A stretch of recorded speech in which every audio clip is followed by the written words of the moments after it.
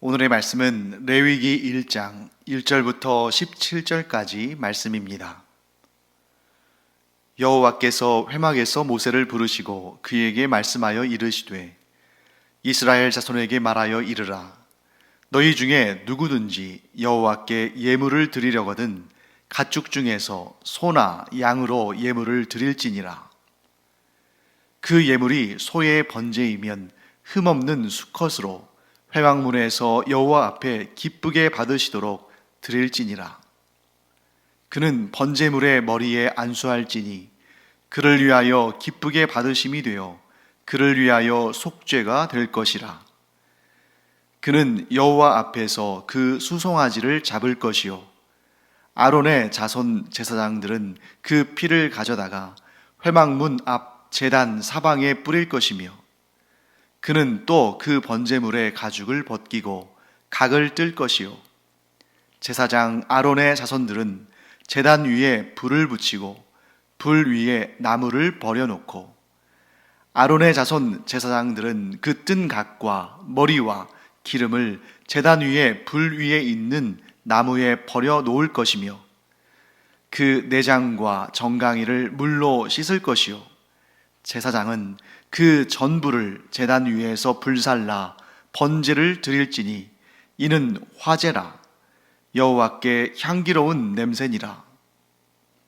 만일 그 예물이 가축대의 양이나 염소의 번제이면 흠없는 수컷으로 드릴지니 그가 제단 북쪽 여호와 앞에서 그것을 잡을 것이요 아론의 자손 제사장들은 그것의 피를 제단 사방에 뿌릴 것이며 그는 그것에 각을 뜨고 그것의 머리와 그것의 기름을 베어낼 것이요 제사장은 그것을 다 제단 위에 불 위에 있는 나무 위에 버려놓을 것이며 그 내장과 그 정강이를 물로 씻을 것이요 제사장은 그 전부를 가져다가 제단 위에서 불살라 번제를 드릴지니 이는 화제라. 여호와께 향기로운 냄새니라. 만일 여호와께 드리는 예물이 새의 번제이면 산비둘기나 집비둘기 새끼로 예물을 드릴 것이요 제사장은 그것을 제단으로 가져다가 그것의 머리를 비틀어 끊고 제단 위에서 불사르고 피는 제단 곁에 흘릴 것이며 그것의 모이 주머니와 그 더러운 것은 제거하여 제단 동쪽 재 버리는 곳에 던지고 또 그 날개 자리에서 그 몸을 찢되 아주 찢지 말고 제사장이 그것을 제단 위에 불 위에 있는 나무 위에서 불살라 번제를 드릴지니 이는 화제라. 여호와께 향기로운 냄새니라. 네, 3월부터는 레위기를 시작합니다. 레위기는 이렇게 시작하죠. 오늘 본문의 1절 말씀인데요. 여호와께서 회막에서 모세를 부르시고 그에게 말씀하여 이르시되 이렇게 시작합니다. 자, 이 말씀은 뭘 의미하냐면 레위기가 출애굽기와 연장선 가운데 있다. 연장선 상에 있다. 출애굽기, 창세기, 그 다음에 출애굽기, 그 다음에 레위기인데 출애굽기와 레위기가 서로 떨어져 있는 것이 아니라 연결되어 있다는 거죠. 왜냐하면 출애굽기의 마지막 부분은 하나님께서 모세에게 성막을 짓도록 명령하시고 모세는 이스라엘 백성들과 함께 성막을 짓습니다. 그리고 완성된 성막 위에 하나님께서 충만한 임재를 통해 그 가운데 거하시는 그런 장면으로 끝이 나죠. 그리고 이제 그 다음 권인 레위기에 이르러서 회막, 곧 성막과 같은 거죠. 회막, 곧 성막에서 하나님께서 모세를 부르시고 그에게 말씀을 하시는 장면으로 시작이 됩니다. 곧 레위기는 성막과 완성된 성막과 하나님의 임재가 있는 이 성막과 또 그 성막에서 말씀하시는 하나님을 표현하고 그 말씀을 담고 있는 것입니다. 그래서 실제로 레위기의 전체 분량의 90% 이상이 하나님께서 직접 말씀하시는, 모세가 하나님의 말씀을 직접 듣고 전달하는, 오늘날 문장부로 따진다면 이렇게 따옴표를 가지고 하나님의 말씀을 직접 전하는 그런 내용들이 대부분을 차지하는 거죠. 90%가 넘으니까. 자, 그렇다면 레위기는 오늘날 우리와 무슨 관계가 있을까?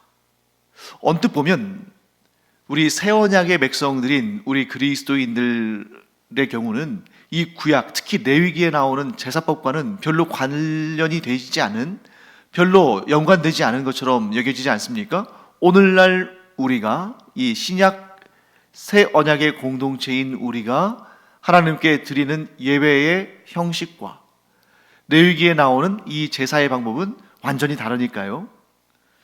그럼에도 불구하고 우리는 이 레위기가 우리와는 동떨어져 있는, 약 3,500년 전에 이스라엘 백성들, 곧 옛 언약의 백성들에게만 주어진 말씀으로 레위기를 그렇게 받아들여서는 안 됩니다. 그렇게 받아들이면 아마 성경 66권 전체에서 레위기가 가장 재미없고 가장 우리에게는 관련이 없는, 즉 유용하지 않은, 읽지 않고 공부하지 않아도 되는 그런 좀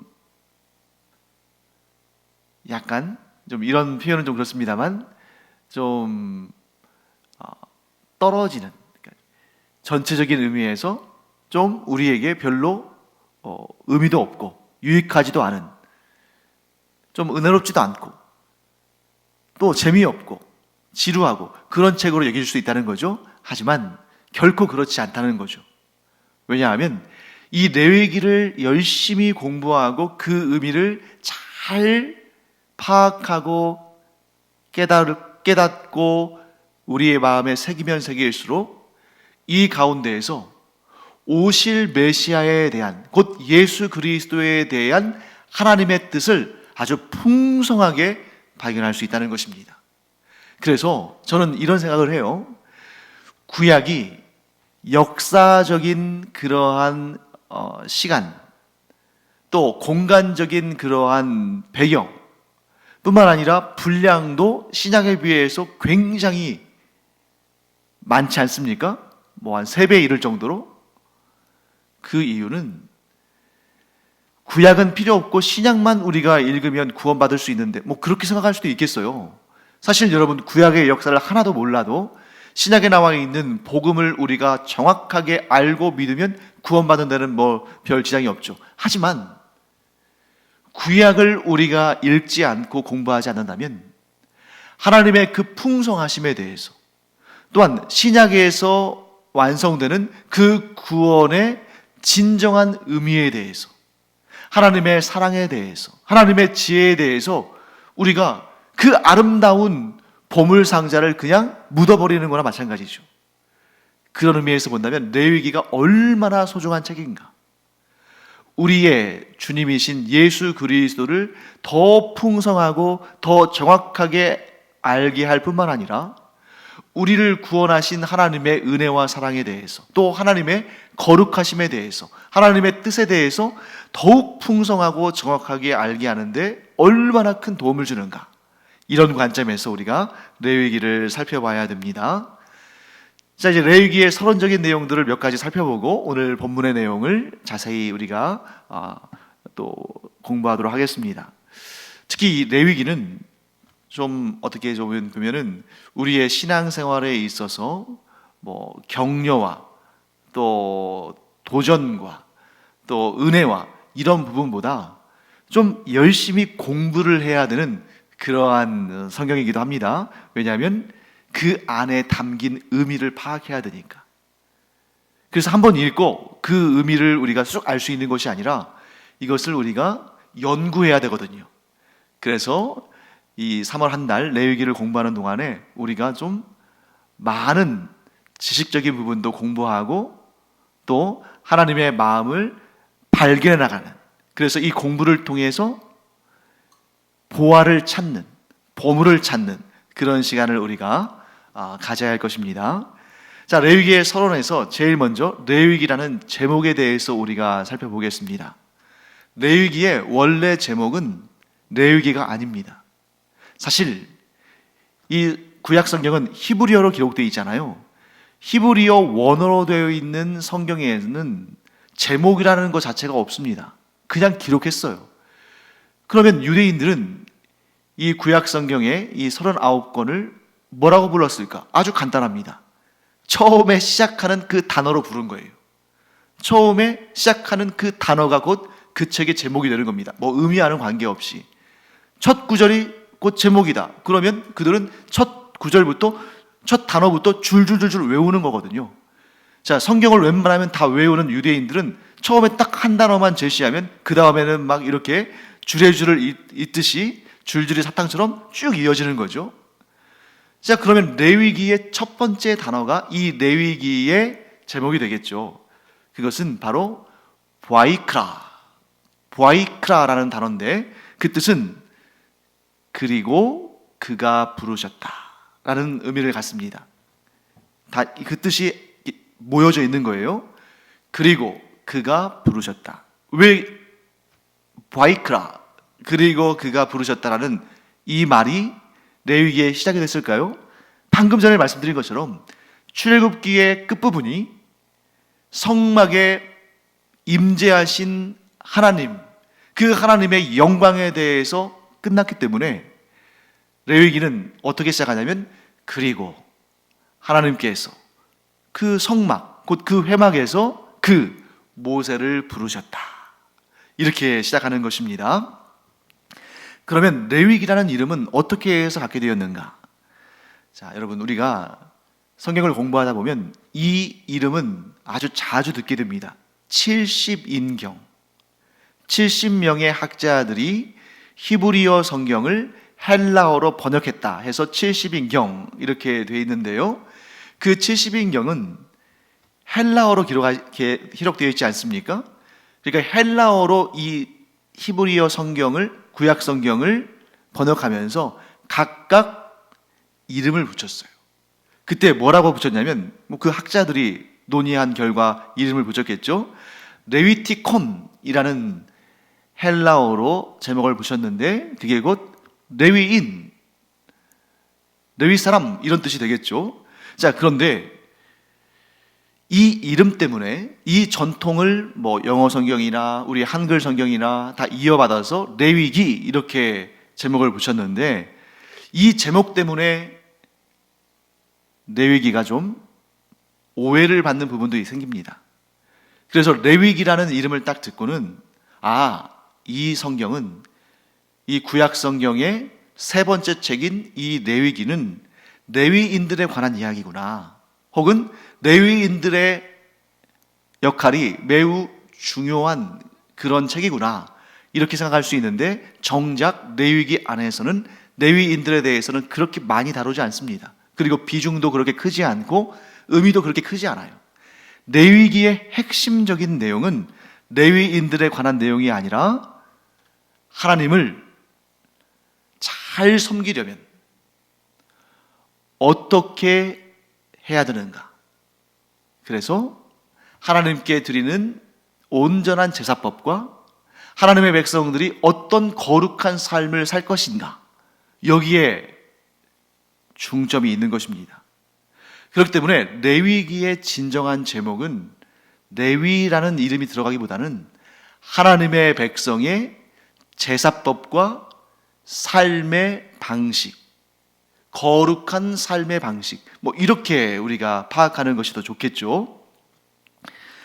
자, 전통적으로 레위기의 기록자는 모세라고 알려져 있습니다. 그리고 우리는 또 그렇게 믿죠. 그래서 모세 오경 하면 창세기, 출애굽기, 레위기, 민수기, 신명기 이렇게 5권을 꼽고 이 5권은 모세가 기록했다. 물론 신명기의 맨 마지막 부분에 모세의 죽음을 언급하는 부분부터는 모세의 후계자가 기록했겠지만 아마도 여호수아가, 하지만 그 앞까지는 모세가 기록했다 하는 것이 전통적인 그러한 이해입니다. 그런데 근대에 이르러서 이 많은 학자들이 이 전통적인 견해에 도전을 했죠. 그 이유 중에 하나가 레위기 어디에도 모세가 이 책을 기록했다는 그런 명시적인 언급이 없다. 이런 주장들이 있고 또 실제로 그렇고요. 그래서 심지어 어떤 학자들은 이 레위기가 모세의 시대가 아니라, 모세가 살던 그 시대가 아니라 포로기 후기, 포로기라는 것은 이 남유다 왕국이 바벨론의 느부갓네살 왕에게 이제 패하고 그들 가운데 이제 많은 엘리트들이 이 바벨론에 포로로 끌려가죠. 그 포로기가 시작되는데 그 포로기의 후기 정도다, 이렇게 주장하는 학자들도 있는데요. 그러나 전통적인 입장에서는 이 레위기에 이 표현이 계속해서 반복됩니다. 여호와께서 모세에게 말씀하여 이르시되, 이 표현이 계속해서 반복돼요. 여호와께서 모세에게 말씀하여 이르시되.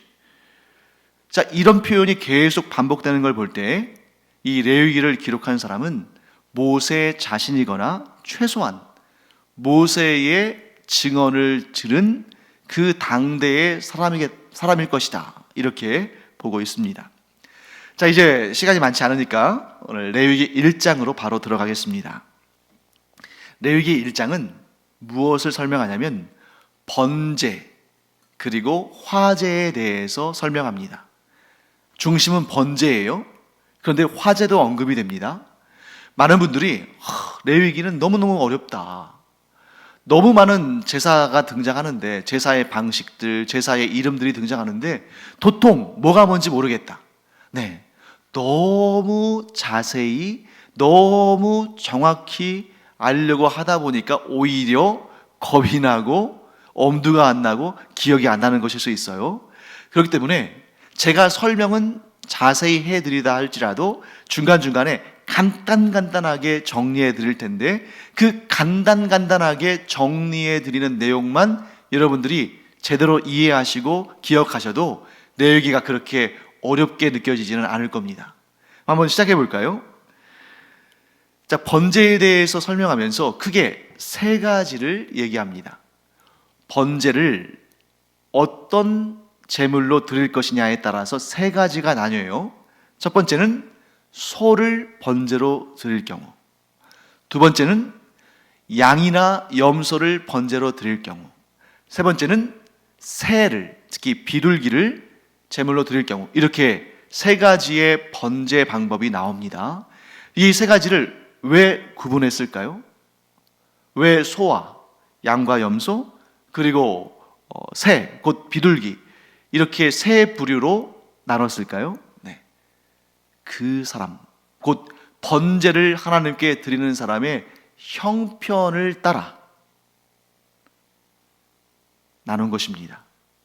하나님께서 얼마나 자비로우시고 은혜로우시며 우리의 형편을 얼마나 잘 살피시는 분이신가 하는 것이 여기에 드러나죠. 만일 어떤 신이 그 신을 따르는 사람들에게 무조건적으로 소만 바쳐라, 나는 무조건적으로 비싼 것만 받는다, 그렇다면 부유한 사람들은 뭐 큰 문제가 없겠습니다만 중산층이나 가난한 사람들은 얼마나 부담이 되겠습니까? 또 어떤 경우는 그 신이 요구하는 것을 아예 드리지 못해서 나는 저주받은 사람인가 보다, 나는 복받기는 틀렸구나, 뭐 이렇게 좌절할 수도 있지 않겠어요? 그런데 하나님께서는 오늘 소를 번제로 드릴 수 있는 사람들에게는 소를 드려라, 그 정도 형편이 안 돼서 양이나 염소를 드려야 되는 상황이라면 그것을 드려라, 그것도 안 된다면 비둘기를 드려라. 그런데 비둘기도 집에서 기르는 비둘기를 드리거나 그것도 없다면 산에 가서 야생 비둘기를 잡아서 드려라. 중요한 것은 무엇입니까? 하나님께는 반드시 드려야 한다는 것입니다. 이것이 우리에게 요구되는 거예요. 하나님의 은혜를 얻은 자는 그 마음을 하나님께 표현하는 것이 하나님의 뜻이다, 이렇게 말씀하는 것입니다. 그러므로 나는 하나님을 믿어, 하지만 뭐 굳이 교회 가서 예배까지 드릴 필요가 있겠어? 나 하나님 믿으면 되지. 굳이 뭐 헌금할 필요가 있겠어? 그냥 마음만 드리면 되지. 하나님 그렇게 말씀하지 않으셨다는 거죠. 하나님을 향한 마음을 제사를 통해 표현하도록, 곧 오늘날 우리에게 대입한다면 하나님께 드리는 마음을 예배라는 형식과 예물을 드리는 헌금이라는 방식을 통해서 표현하도록 말씀하신 것입니다. 왜 그랬을까요? 그러한 형식과 그러한 방식을 따르지 않겠다고 하는 자들이 진심으로 온 마음과 온 뜻으로 하나님을 섬긴다면 하나님께서 그 마음의 제사 얼마든지 받으시겠습니다만 변명이고 핑계이죠. 하나님께 드리는 것이 아까워서. 그렇게 아까운 마음을 하나님께서 받으시겠습니까? 그래서 진정 하나님께 아끼지 않고 드리는 마음은 진정한 예배의 형식과 헌금의 방식으로 드려진다 하는 것을 알게 되죠. 그렇기 때문에 하나님께서는 예배를 받으시고 그 마음의 정성을 표하기를 원하시는 것이지, 하나님께서 뭘 가난하시다고, 하나님은 모든 우주의 모든 것을 소유하시는데 사람들에게 마른 것, 비싼 것 요구하실 필요가 뭐가 있겠어요? 하지만 그 마음, 그 형편에 따라서 최대한 내가 드릴 수 있는 것을 드리고자 하는 그 마음을 하나님께서는 기쁘게 받으신다 하는 것을 이 본문을 통해서 우리가 알 수 있습니다. 자, 그리고 번제를 드리는 방법들이 쭉 설명이 되는데 간략하게 우리가 본다면, 소인 경우에는 흠없는 수컷으로 하나님께 드리고 제물을 바칠 때에 그 소의 머리에 안수합니다. 그 안수한다는 것은 뭘 의미하냐면 대속의 의미예요. 죄는 사람이 지었지만 이 제물, 곧 이 소를 통해서 제가 하나님께 죄사함을 구하고 하나님께서 이 소를 받으시면서 대속의 의미로 저의 죄를 용서하신다는 것을 믿습니다 하는 그런 의미에서 소에게 안수를 하는 거죠. 그러면 그 소를 잡고 그 피를 가져다가 회막문 앞 제단 사방에 뿌립니다. 피는 뿌리는 거예요. 피는 태우는 것이 아니라 피는 뿌리는 겁니다. 그리고 소의 가죽을 벗기고 그 살을, 각을 뜨죠. 이렇게 태우기 좋게 이렇게 자르는 것입니다. 그리고 제단에 불을 붙이고 그 위에 나무를 버려놓습니다. 불을 붙이고 나무를 버려놓는 것은 그 나무가 타면서 이 소 바쳐진 제물이 불태워지게 하기 위해서 하는 거죠. 그런데 내장과 정강이, 즉 다리는 물에 씻어서 올립니다. 더럽고 추한 것은 씻어내야 한다는 거죠. 그리고 올려진 것을 모두 태운다. 이 번제의 특징, 그 올려진 제물을, 즉 하나님께 드려진 제물을 온전히 다 태워서 드린다. 그리고 오늘 본문에 뭐라고 되어 있냐면 이것은 번제이며 화제이다 이렇게 얘기합니다. 여기서 지금 어려운 게 하나 나왔죠. 번제이며 화제다. 아니, 번제면 번제고 화제면 화제지, 왜 번제이며 화제인가? 이것은 이제 후반부에 제가 설명드릴 테니까요, 잘 들어보세요. 자, 그 다음에 하나님께 번제를 드릴 때에 그가 드리는 것이 양이나 염소라면 소를 번제로 드릴 때나 큰 차이는 없습니다. 거의 비슷해요. 거의 똑같다고 볼 수 있죠. 그러니까 지나가겠습니다. 그 다음에 새는 조금 다릅니다. 새는 산비둘기나 집비둘기 새끼를 드리는데, 산비둘기는 산에서 잡은 야생 비둘기겠죠. 그런데 산비둘기 한 다음에 집비둘기 새끼 이렇게 말했네요. 그걸 산비둘기와 집비둘기 하면 될 텐데 왜 산비둘기 혹은 집비둘기 새끼일까? 산비둘기는 야생에서 사는 비둘기니까 어미를 들이든 새끼를 들이든 큰 관계가 없을 겁니다. 왜냐하면 그냥 잡아다 드리는 거니까. 그런데 집비둘기는 집에서 키우는 비둘기예요. 그래서 그 집비둘기는 나중에 알을 먹기도 할 것이고, 또 집비둘기를 팔기도 할 것이고, 또 그 새끼를 낳으면 그 새끼를 또 잡아 먹기도 할 것이고, 그런 방식으로 사용하기 위해서 예전에 우리 시골에서 닭을 키우듯이, 닭 키우듯이 그렇게 키우는 거죠.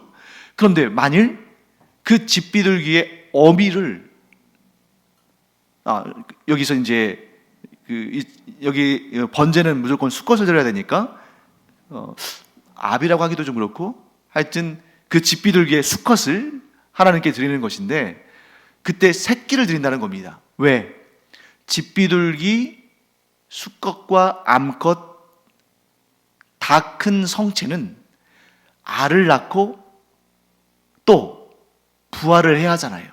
그래야 그 알도 먹기도 하고 또 부화한 새끼를 길러서 또 팔기도 하고 잡아먹기도 하고 할 테니까요. 그러니까 계속해서 그 비둘기를 알을 낳고 새끼를 부화할 수 있도록 그 성체, 비둘기 수컷과 비둘기 암컷은 놔두는 겁니다. 그리고 새끼를 바치도록 한 거예요. 새끼 중에 수컷을 바치겠죠. 자, 그렇게 해서 역시 대동소이한데, 역시 피는 태우지 않고 제단 곁에 흘립니다. 그런데 새의 경우에는 모이 주머니와 더러운 것, 그것은 제거해서 제단 동쪽에 재 버리는 곳에 버립니다. 그러니까 이 모이 주머니 안에 있는 것은 이런 모래 같은 거잖아요. 그리고 더러운 것, 깃털이나 똥 같은 것들은 하나님께 태워드리지 않고 모아서 버렸습니다. 그리고 새의 날개는 찢는데 완전히 찢지는 않는다. 즉 잘 타도록 찢기는 하는데 그것을 완전히 찢어서 분리시키지는 않고, 비둘기는 작으니까 하나 통으로 올린다는 거죠. 자, 그리고 중요한 것은 이 제사는 번제이며 또한 화제다. 자, 지금 번제를 설명하는데 왜 또 화제를 말하는가? 먼저 번제의 의미에서부터 우리가 살펴보겠습니다. 자, 번제는 히브리어로 어떤 단어로 불리냐면 올라입니다. 올라. 번제에 해당하는 히브리어 단어가 올라예요. 그런데 그 올라라는 히브리어의 의미는 너무 외우기 쉽습니다. 올라가다. 자, 번제라고 번역된, 우리말로 번제라고 번역된 이 제사의 히브리어 단어는 올라고, 그 올라의 의미는 올라가다, 이런 뜻이에요. 아주 이해하고 또 기억하기 쉽죠. 그리고 화제가 나왔죠. 화제는 이샤.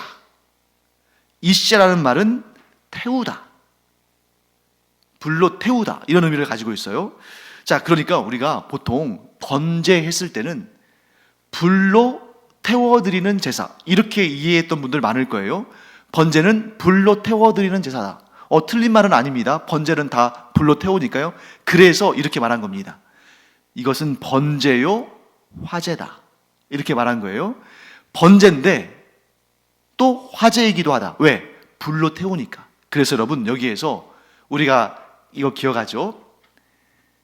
불로 태우는 제사를 뭐라고 말하느냐 할 때는 여러분, 번제라고 말하면 안 됩니다. 불로 태워드리는 제사는 화제입니다. 그런데 이 화제 중에, 이 화제라는 불로 태우는 제사 중에 어떤 제사는 그 제물의 모든 것을 다 태워드리는 제사가 있고, 어떤 제사는 그 제물 중에 일부는 태워드리고 일부는 제사장의 분깃으로 제사장에게 주거나 혹은 그 제사를 드린 사람들이 함께 나눠 먹는, 예를 들면 화목제 같은 경우죠. 이런 게 있는 거예요. 자, 이제 번제와 화제의 차이를 여러분들이 아시겠죠? 자, 뭐냐면 불로 태워드리는 제사는 화제다. 불을 도구로 사용하는 제사는 화제다. 그래서 영어로 말하면 화제는 fire offering입니다. 그래서 불로 태워서 드린다는 거예요. 반면에 번제도 오직 불로 태워서 드립니다. 그런데 화제 중에는 완전히 다 불로 태워드리는 제사가 있고, 또 일부만 불로 태우고 나머지는 제사장에게 주거나 또는 제사를 드린 사람들이 나눠 먹는 그런 게 있다고 했죠. 그래서 그 화제 중에서 완전히 불로 태워드리는, 즉 이 제물의 모든 것을 다 불로 태워서 완전히 하나님께 올려드리는 제사를 뭐라고 한다? 번제라고 한다. 그래서 번제에는 번제의 방식은 화제지만 이렇게 설명해야죠. 번제는 방식으로는 화제, 즉 불로 태워드리는 방법이지만 거기에는 번제만의 의미가 있는 거죠. 번제의 의미는 뭐냐? 올라라는 그 단어에 있겠죠. 올라가다. 즉 번제의 의미는 모든 것을 다 태우듯이 이 제물의 모든 것을 하나님께 다 드리는데 거기에는 완전함 그리고 온전함, 이런 의미가 있다는 거죠. 자, 무엇에 대한 완전함이고 무엇에 대한 온전함인가? 아까 소를 번제로 드릴 때에 그 머리에 안수한다고 그랬죠? 그리고 그것은 속죄의 의미다, 이런 의미를 말씀드렸습니다. 그래서 번제는 온전한 속죄와 완전한 헌신이라는 이 두 가지의 의미가 담겨 있는 거예요. 그래서 번제는 이렇게 설명하면 되겠네요. 불로 태워드리는 화제의 방식을 사용해서 그 안에 완전한 속죄와 온전한 헌신의 의미를 담아서 하나님께 드리는 제사이기 때문에 번제의 의미는 헌신이다. 그래서 오늘날 우리의 예배를 제사에 비유한다면 예배 속에 속죄도 있고 또 교제도 있잖아요. 그런데 이 예배를 가장 설명하기 쉬운 그러한 레위기의 제사법은 번제다. 왜? 우리의 예배는 우리의 모든 것을 완전한 헌신으로 하나님께 드린다는 의미가 있죠. 그래서 이 예배는 사람에게 돌리거나 혹은 나의 유익을 위해서 내가 이용하거나 하는 것이 아니라 우리가 하나님께 드리는 예배는 온전히 그리고 완전히 온전한 헌신으로 하나님께 올려드리는 것이기 때문에 우리의 예배에 담긴 의미와 이 번제에 담긴 의미가 같다. 꼭 기억하시기 바랍니다. 우리의 예배는 완전하고 온전한 헌신으로 하나님께 올려드려진다는 의미에서 구약의 번제의 의미와 같다. 이렇게 우리가 기억하면 되겠습니다. 자, 그리고 레위기는 단지 구약의 제사법에 그치는 것이 아니라 오늘날 우리에게 여전히 유효한 하나님의 말씀이고 귀한 뜻을 담은 오늘날 살아 숨쉬는 그러한 진리의 말씀입니다. 그래서 번제, 오늘 주제가 번제니까요. 번제를 통해서 우리는 뭘 할 수 있냐면 하나님께서 번제를 요구하셨잖아요. 저희가 번제를 하나님께 드리겠습니다, 이렇게 한 게 아니라 하나님께서 너희가 번제를 드려라 하시고 레위기의 첫 장의 첫 번째 제사로 번제에 대해서 말씀하셨습니다. 하나님께서 번제를 향기롭게 받으신다. 그래서 이 온전히 완전히 드리는 제사인 번제를 하나님께서 가장 먼저 말씀하신 것은 장차 이 땅에 오실 구원자, 이 모든 제사를 완성시키실 메시아이신 예수 그리스도께서 어떠한 방식으로 자신을 내어주실지를 보여주신 거예요.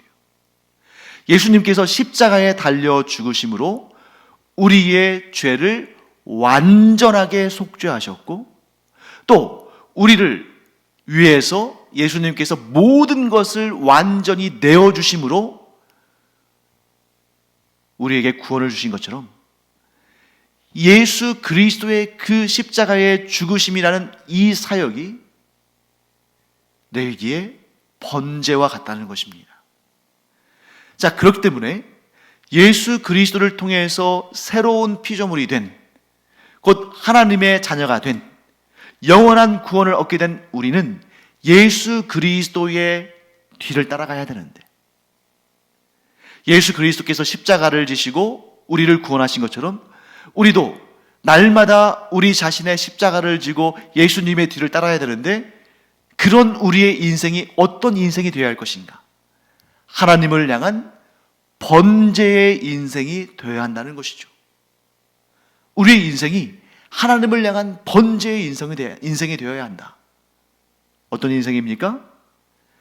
나를 구원하시기 위해서 모든 것을 내어주신 예수님을 따라 우리도 우리의 모든 것을 하나님께 내어드리는 그런 번제의 인생을 산다면 하나님께서 예수 그리스도의 그 십자가의 죽으심을 의롭게 여기시고 모든 영광을 그리스도께 주신 것처럼 우리 예수 그리스도를 따르면서 우리의 모든 것을 하나님께 번제로 드리는 우리에게 하나님께서 영광을 주실 것이다. 천국에서 영원토록 사라지지 않는 영광을 우리에게 주실 줄을 믿습니다. 기도하겠습니다. 하나님, 오늘 번제에 대해서 배웠습니다. 예수님께서 완전히 드려지는 십자가의 제물로 하나님께 드려져서 우리의 죄를 대속하시고 우리에게 영원한 생명을 주셨습니다. 이제 저희는 예수 그리스도 안에서 완전한 헌신의 번제로 하나님께 드려짐으로 말미암아 저희들이 영원토록 꺼지지 않는 영광을 얻게 하여 주시옵소서. 감사드리며 예수님의 이름으로 축복하며 기도합니다. 아멘. 오늘 우리는 기도하는 시간에 번제의 기도를 드릴까요? 우리의 모든 것을 하나님께 내어드리는 그 기도, 하나님께서 기쁘게 받으시고 우리에게 영원한 복과 영원한 영광을 주실 줄을 믿습니다. 기도하겠습니다.